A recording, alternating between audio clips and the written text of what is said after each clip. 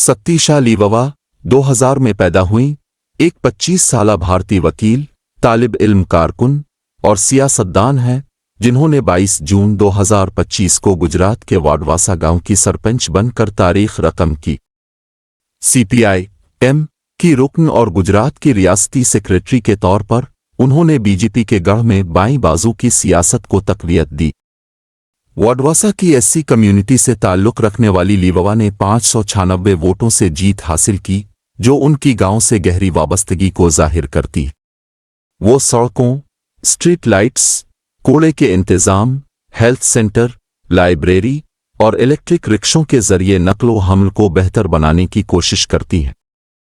लीववा तालीम और रिहायशी हुकूक की वकालत करती हैं, वालिदैन के लिए फीस मुआफ़ी और हाउसिंग यूनिट्स की मंजूरी के लिए काम करती हैं।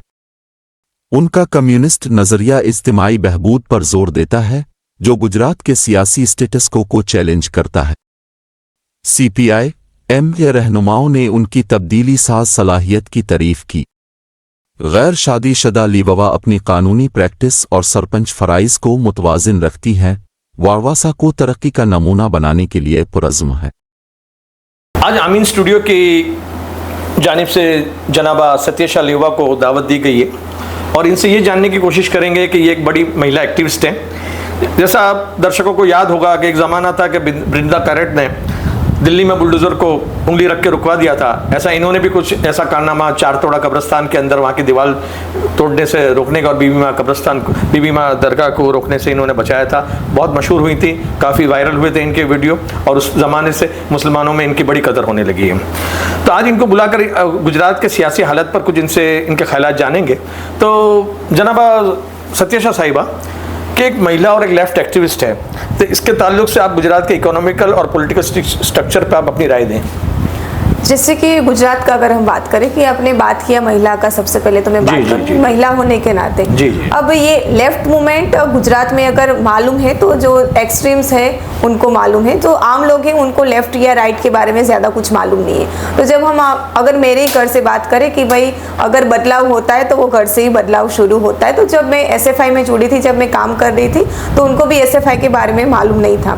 तो फिर लेफ्ट और राइट का तो अलग ही बात है। SFI के बारे में क्या ताल्लुक SFI से कितने बरस से?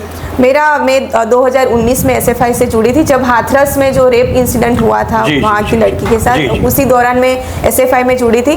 और SFI में मैं जब काम करने के लिए आई थी तो SFI में अलग अलग तरीके का काम होता है, जैसे कि प्रोटेस्ट करना होता है, फंड करना होता है, रात को पोस्टर भी चिपकाना होता है। तो जब मैं रात को निकलती थी तो सब लोग मतलब जो आजू बाजू में होते थे वो लोग भी सोचते कि भाई लड़की है, रात को मतलब क्या काम होता है। वैसे तो मतलब ये सवाल पहले से ही होते, लेकिन मेरे घर में जब मालूम होने लगा कि मैं आम लोगों के लिए काम करती हूँ, मैं जब स्टूडेंट्स को इश्यू होता है जैसे कि उनकी फीस की वजह से उनका पढ़ाई छूट रहा है, और इसका उदाहरण हम देते हैं कि कोविड में सबसे ज़्यादा, जैसे कि गुजरात समाचार में वो न्यूज़ छपा था कि गुजरात का जो ड्रॉप आउट रेशियो है वो यूपी और बिहार से भी ज़्यादा है। अगर हम गुजरात को एक मॉडल स्टेट बताते हैं और हमारा जो यहाँ का जो बीजेपी गवर्नमेंट है वो बाहर दूसरे राज्य में बताता है कि हम गुजरात में जो विकास है वो दूसरे जगह पे करना चाहते हैं, तो गुजरात का ये जो एजुकेशन का स्थिति है वो ये है कि ड्रॉप आउट यूपी और बिहार से भी ज़्यादा है। तो तब ऐसा एक समय था कि जो प्राइवेट स्कूल थे जो वो फीस ना भर पाने के कारण विद्यार्थियों को वहाँ से निकाल रहे थे, उनको टीसी भी नहीं दे रहे थे। तो SFI का तब सबसे बड़ा रोल था कि हमने बहुत सारे स्टूडेंट्स का फ़ी माफ़ी करवाया था। तो जब मेरे फैमिली को मालूम चला, जब मेरे आजू बाजू के लोगों को मालूम चला, तब लोगों को मालूम चला कि ये लोग अच्छा काम करे, तो धीरे धीरे वो लोग इंट्रोड्यूस हुए SFI से। नहीं मोहतरमा, मैं आपसे ये सवाल करूंगा कि क्या SFI एक्सेप्टेबल भी है गुजरात के संबंध में, जहाँ बीजेपी की इतनी नाले गड़ी हुई हैं, उस हालात में आप SFI का झंडा लेकर चली हैं, तो कितनी दूर तक गई? देखो, जैसे कि मैं 2019 में SFI में जुड़ी थी और जैसे हम जुड़ते गए तो हमको पहले तो मालूम नहीं था कि भाई हम बीजेपी के इतने बड़े दुश्मन होंगे, क्योंकि उसके बाद लगातार हमारे ऊपर अटैक शुरू होने चालू हो गए। जैसे कि हम अरवली में थे, अरवली में तब लोकल बॉडी इलेक्शन था, तो हम 5 लोग SFI के थे। तब उन लोगों ने कुछ कॉन्स्पिरेसी किया और हमको मतलब ऐसे स्टूडेंट को हमारे पास भेजा कि मुझे SFI में जुड़ना है करके। तो वो टाइम पे हम खाली 5 लोग थे, उसमें से 2 लड़कियां थी और वो लोग थे 50 लोग थे, जो बड़े हो सकते हैं, मोटे हो सकते हैं, वैसे 50 लोग 5 लोगों के सामने खड़े थे।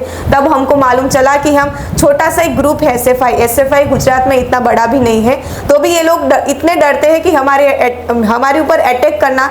ये फिर उसके बाद हमारे लगातार फोन ट्रेस होते थे, हम क्या बातचीत करते, हम कौन से लोकेशन पे, इवन हम यहाँ से साबरकांठा जा रहे तो साबरकांठा में कहाँ पे रुक रहे वो भी उन लोगों को मालूम होता था।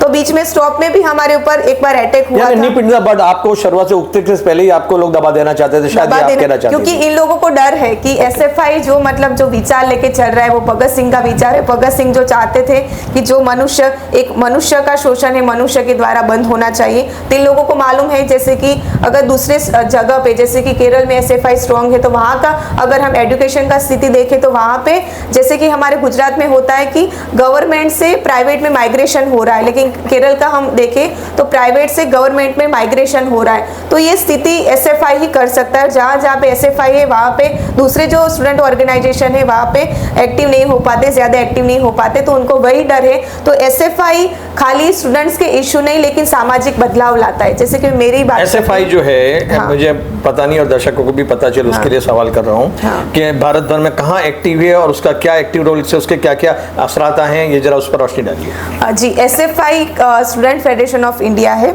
जो पूरे भारत का सबसे बड़ा विद्यार्थी संगठन है। सबसे ज्यादा मेंबरशिप एसएफआई का है और कश्मीर से कन्याकुमारी, आसाम से लेकर गुजरात तक एसएफआई फैला हुआ है। अब कोई भी राज्य में जाए तो ऐसा नहीं होगा कि एसएफआई का कोई मेंबर नहीं होगा। जैसे कि गुजरात में हम देखें कि बहुत सारे लोग बात करते हैं कि भाई लेफ्ट वाले लोग नहीं है कि कहाँ मिलेगा एसएफआई, लेकिन हम हैं अभी एसएफआई में और एसएफआई अच्छे तरीके से काम भी कर रहे हैं स्टूडेंट के इशू के ऊपर। तो और मैं तो ये बोलना चाहती हूँ कि लोगों के लिए ये खराब बात है कि लेफ्ट मूवमेंट नहीं है यहाँ पे। जैसे कि आपने बात किया कि भाई चार तोड़ा में हमने वो बुलडोजर रुकवाया था, तो अगर वो वहाँ पे हम नहीं होते तो शायद तक वो जो कब्रिस्तान था वो गिर जाता। तो लोगों को जरूरत है लेफ्ट का। अगर हम बोलते हैं कि लेफ्ट मूवमेंट नहीं है तो वो सबसे खराब चीज है। लोगों के लिए जो काम करेंगे वो लेफ्ट वाले करेंगे, क्योंकि वो जो आम लोगों के साथ में जो खड़े कि हमको सबसे बड़ा पॉलिटिशियन नहीं बन जाए। लेफ्ट के ऊपर ऐसा इल्जाम लगाया जाता है कि ला मजहब है, मतलब मजहब के दुश्मन है। तो क्या अभी की जो एसएफआई की सोच है तो जो रशिया के जो रेवोल्यूशन था उससे मिलती जुलती है कि यहाँ भारत में आगे उसका भारतीयकरण हो गया, अलग हो गया? ये जरा समझाएं। देखो, जैसे कि आपने बात किया कि मजहब का बात किया, तो मैं हमारे भारत का ही बात करूंगी कि प्रीएम्बल में सेक्युलर वर्ड आता है ना, कि हम कोई जैसे कि हमारा देश है कोई भी धर्म को ये नेगलेक्ट नहीं करता है, सभी को सर्वधर्म भावना रखता है। तो हम भी वैसे ही है। हम ऐसे नहीं बोलते कि भाई तुम ये धर्म के हो वो धर्म के, हम सब भारतीय है।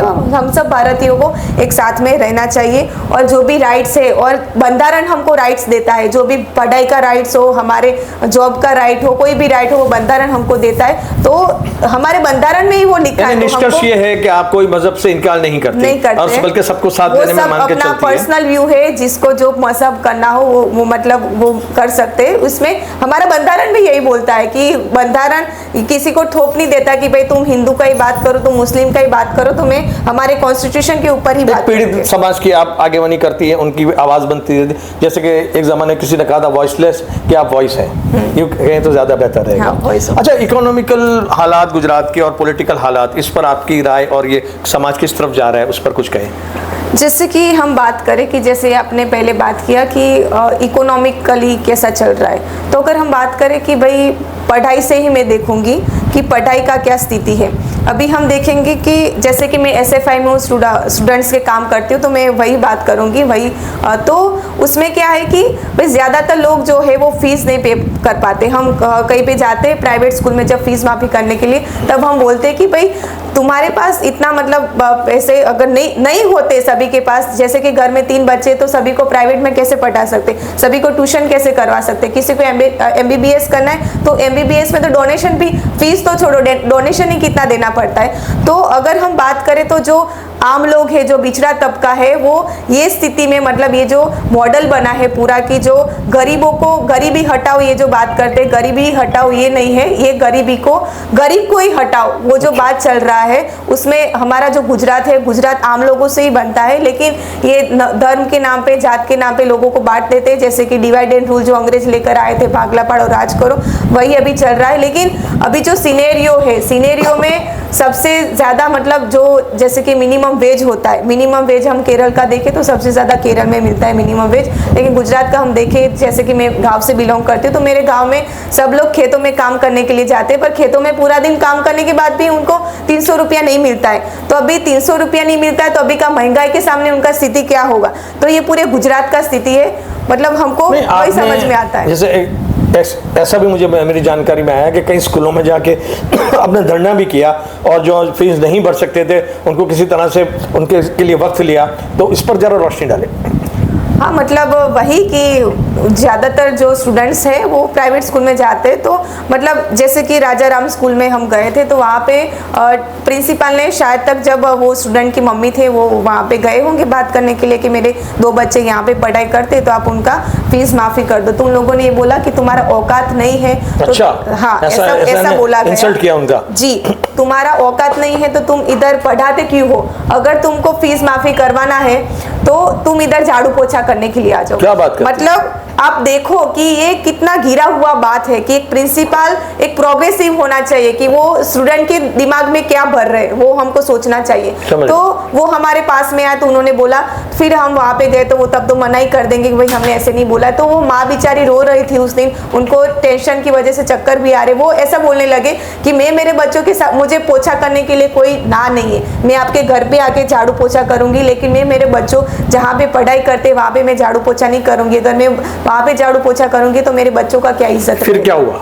फिर हम वहाँ पे रैली किया, हमने वहाँ पे नारेबाजी लगाई और पूरा प्रोटेस्ट किया फ्रॉम दी एंट्री, कि जहाँ से एंट्री शुरू होता था स्कूल का वहाँ से लेके पूरे तक हमने पूरा मार्च किया था। ये अहमदाबाद का किस्सा सुना रही हूँ? जी, अहमदाबाद का किस्सा सुना रही हूँ।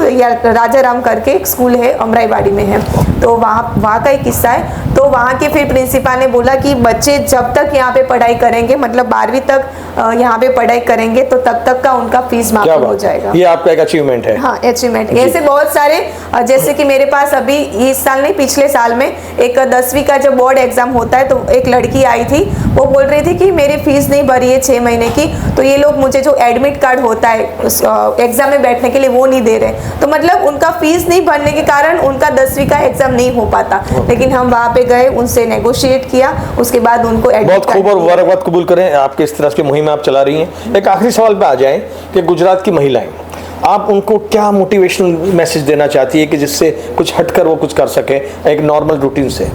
देखो, मोटिवेशन में जैसे कि मैं यहाँ पे बात करूंगी और बदलाव आ जाएगा वैसा तो बिल्कुल नहीं है। हमको लोगों के बीच में जाकर ही काम करना पड़ेगा। महिलाओं का स्थिति, जैसे कि मैं मेरी अगर बात करूँ तो मेरे साथ में गांव की जो लड़कियाँ थी, गांव की लड़कियाँ, मेरा यूजी पीजी सब कुछ अहमदाबाद में हुआ है, बाकी मैं गाँव में पढ़ाई करती थी। तो मेरे साथ में कोई भी ऐसी लड़की नहीं है जो अभी जिसने ग्रेजुएट पूरा किया हो, मतलब जिसने डिग्री लिया हो, वैसी कोई लड़की नहीं है। ड्रॉप आउट रेशियो की आप इशारा है? हाँ, ड्रॉप आउट के ऊपर इशारा है, क्योंकि ये सामाजिक परिस्थिति भी होती है कि लड़कियों का जल्दी शादी हो जाता है। तो ये जो परिस्थिति जो हो रही है वो जो मतलब गांव के लेवल से या शहर में है, तो वहाँ का जो लड़कियों को आगे बढ़ना है तो सबसे पहले उनको शिक्षित होना पड़ेगा। जैसे कि डॉक्टर भीमराव अंबेडकर जो बोलते थे, शिक्षित बनो, संगठित बनो, संघर्ष करो।